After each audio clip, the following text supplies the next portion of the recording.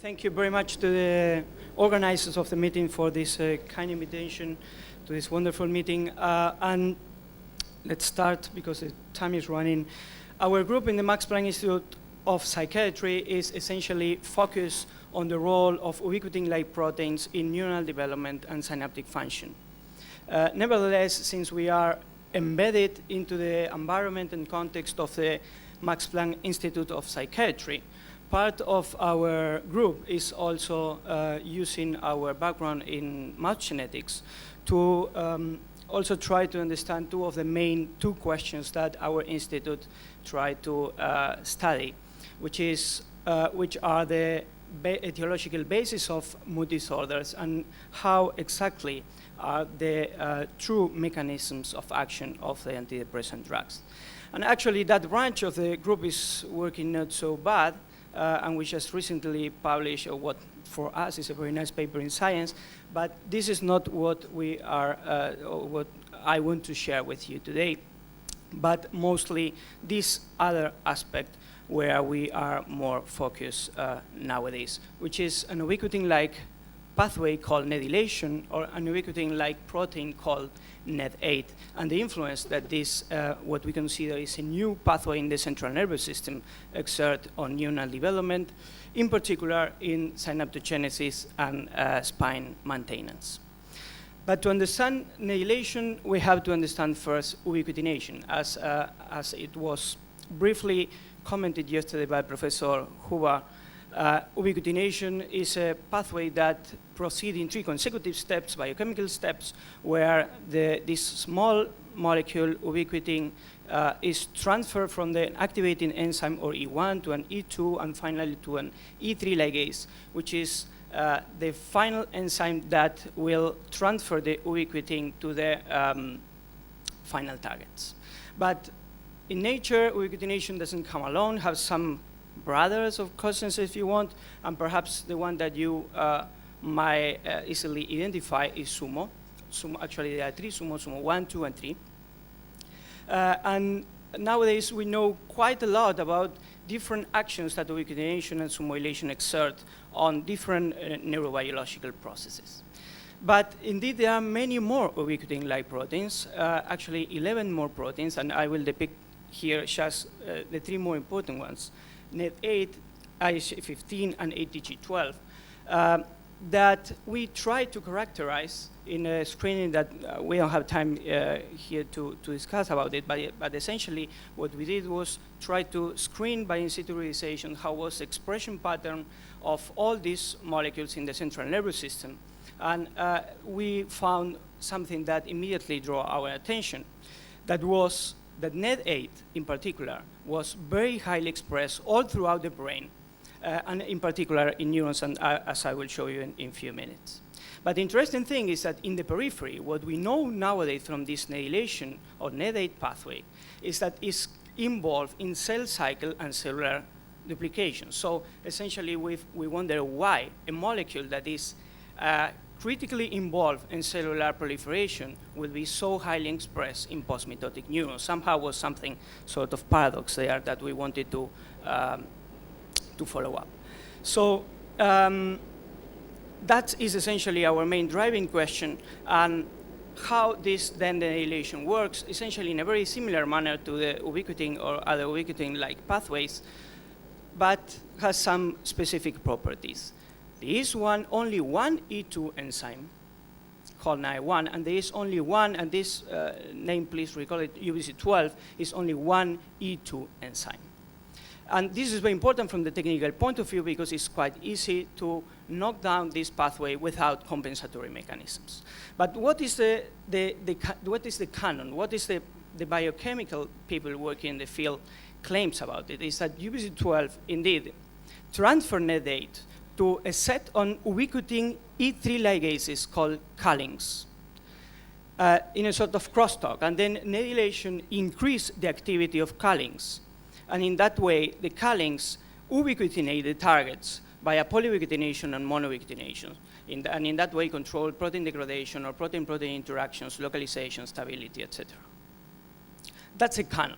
But the million there are questions nowadays is if there are other E3s and there are other targets of nedilación, and which are the role of these targets in the central nervous system, in particular in this case. So the structure of this talk will be essentially the following, and is indeed quite easy.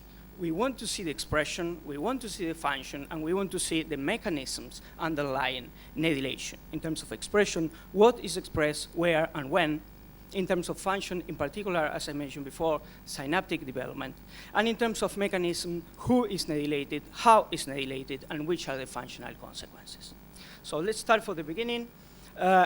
We just screen the expression of NED8 and UBC12, as you can see here, by in situ periodization during embryonic development and during postnatal development. And what you can easily see is that it's essentially broadly expressed, widely expressed all throughout the brain. And that this is also another important aspect, there are no essentially changes during development.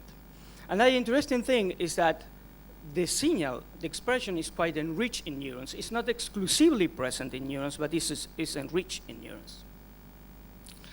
But NED8 is called neuronal precursor cell expressed developmentally downregulated gene 8. And indeed, we never found, we test everything, I don't have time now to show you by RT-PCRs in cell cultures in the brain, we never were able to detect any downregulation. Yeah, so I'm sorry about the people that really discovered this and described that in 1991 in a BBRC paper, but NED8, downregulated protein 8, is not downregulated in the central nervous system. And next question was where essentially these two molecules, NED8 or UBC12, might be expressed in the cells. And here we have somehow a technical caveat that there are no good antibodies to perform in situ, immunocytochemical studies, and then we just transfect in very low concentrations EGFP tag constructs for both molecules, and we essentially observed that was expressed in axons, in dendrites, and particularly important in our case, in dendritic spines. But the question was, again, if the expression is not downregulating as described, then what? And here we have a very interesting thing that because Max Planck Gesellschaft not only means sometimes resources, but also nice discussions. And we have a wonderful discussion with Niels, and then he, in my office discussing this project, he just told me perhaps it's not expression, but it's the activity, and you could check this during development. And indeed, he was really right. As you can see here, the pattern of nedilated proteins during the evolution of the postnatal evolution of the mouse brain dramatically increase over the time. So nedilation increase, the activity of the nedilación pathway increase during development. And this is something that we could easily also replicate in primary hippocampal neurons.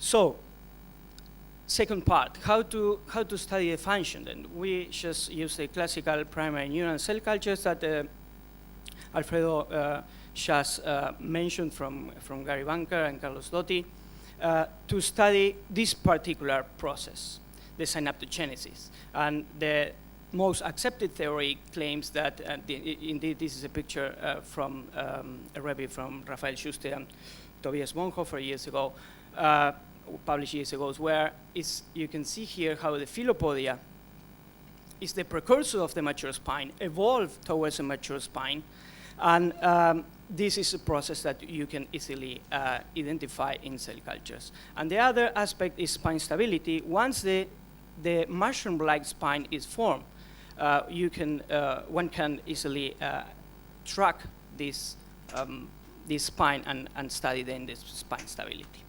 But this is not enough because it's important to validate these studies also in vivo.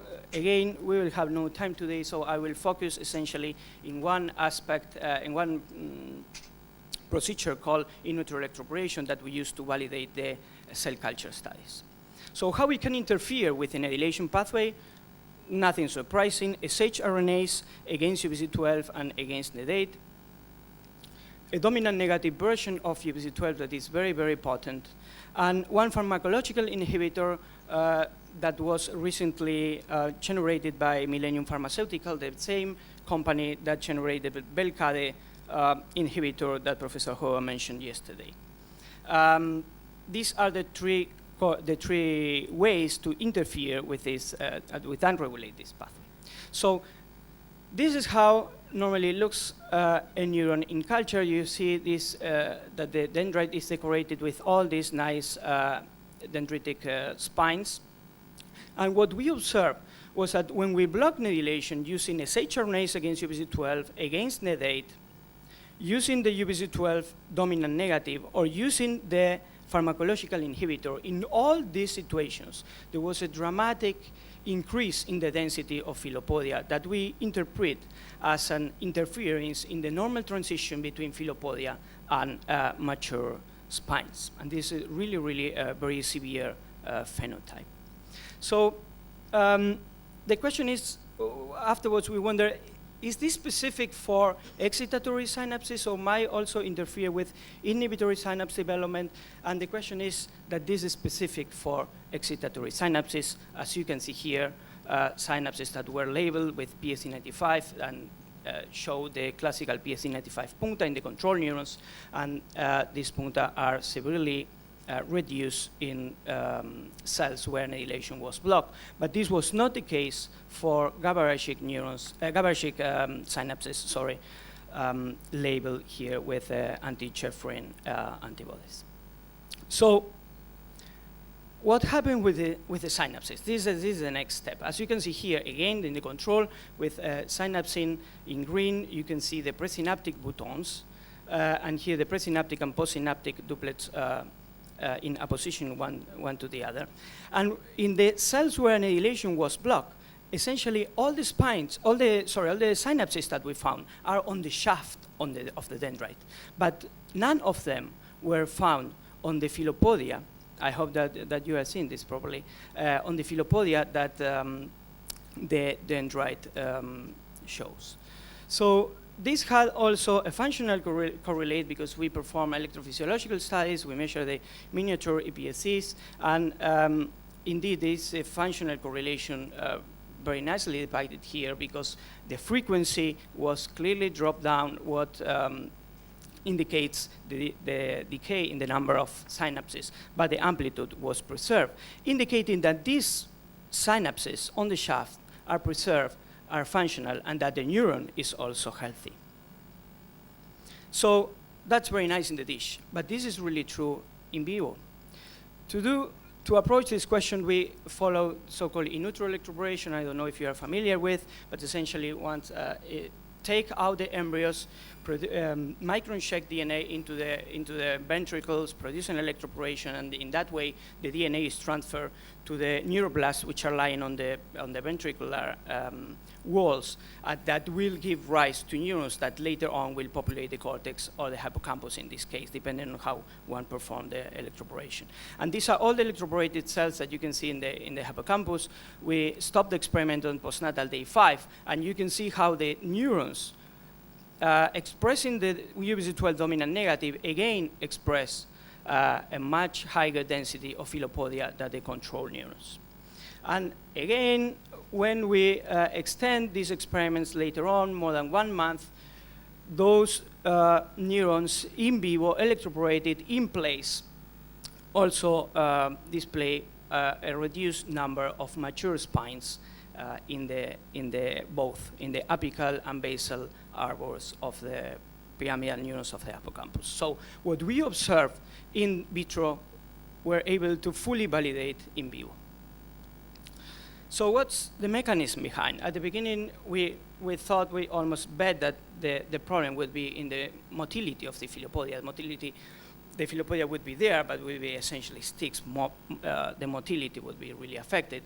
And we were as sure as wrong. Because as you cannot see in this movie, the motility, okay, let's make a little bit of relation. Just believe me that this filopodia would very highly move exploring the neuropil and trying to catch presynaptic buttons. And this was actually very, very motile and strong. So the hypothesis was certainly wrong. Then we thought that perhaps impairment in spine formation might be due to defects in filopodia stabilization. The filopodia must be stabilized to become a mature spine. But if this is true, then we should be able to find a strong nedilation in a normal and mature spine. And to address this question, we use classical biochemistry. We prepare synaptosomes, and we screen the nedilated proteins in the pre- and postsynaptic compartment. Here you can see this is a presynaptic compartment that shows a specific pattern of nedilated proteins, and this is the postsynaptic compartment that can be subsequently divided in the postsynaptic density per se and the soluble fraction. And you can see how there are many different nedilated proteins in the synapse, and this is an important take-home message of this talk. So nedilation is a pathway which is active within the synapse. It's a new signaling pathway within the synapse, in the pre and in the post synapse. So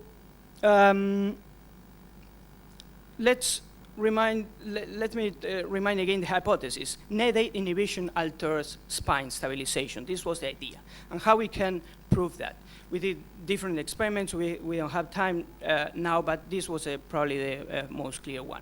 Using live imaging with a classical confocal microscopy, we just took pictures to evaluate the size of spines during 1 hour. And afterwards, we applied the pharmacological inhibitor. And you can see how the size of the spines was strongly reduced during the 3 hours where we blocked nedilation. And after that, we wash out the inhibitor, and most of the spines recover the size. So the phenomena was reversible. And this is how it looks, the quantification. During the inhibition, the spine's size dropped down and afterwards recover. And this is true, but not entirely true. Because interestingly, there is a set of neurons, and we don't understand what exactly this means, but there is a set of neurons, around 35%, that react to the nedilation inhibitor, but are not able to recover. And they are two clear, distinct populations, and we think that this is very, very interesting, although we don't understand the mechanisms behind yet. Okay, so again, how we can prove this in vivo? This is probably much more harder. And again, we took advantage of the neutral electroporation in transgenic mice. We essentially transfect constructs expressing UBC12 dominant negative in front of a stop cassette flanked by LOXP sites. We also transfect EGFP reporter bearing the same construct and an RFP protein as control. But we inject this in animals, CAM kinase CRE ERT2 mice, which express the CRE in the hippocampus, only once that one administered tamoxifen. And this is essentially the idea of the experiment. We perform the neutral electroporation,